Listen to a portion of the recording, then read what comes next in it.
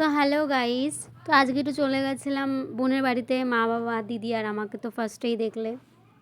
তারপরে বাবা একটু মিষ্টি নিল, জামাই বাড়ি যাচ্ছে, মিষ্টি না নিলে হয়। আর এটা হলো আমাদের বনগাঁ ব্রিজ, আশা করি সবাই তোমরা চেনো। তারপরে বোনদের পাড়ায় চলে এসেছি।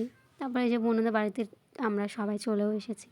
তারপরে যাওয়ার সঙ্গে সঙ্গে আমাদেরকে চা মিষ্টি দিল, আমার মাকে আবার মিষ্টি খাইয়ে দিচ্ছে আমার বোনের শ্বশুর। তো তারপরে মায়মা আমাদের জন্য ভাত বাড়ছে। তো এখানে বেগুন ভাজা আছে, আলু ভাজা আছে, তো মুড়িঘণ্ট ডাল আছে। আমি মুড়িঘণ্ট ডাল দিয়ে ভাত খেয়েছি। তারপরে এখানে ছিল খাসির মাংস, মাছও ছিল। মাছও খায় না, খাসির মাংসও খায় না, আমি কোনো মাংসই খাই না।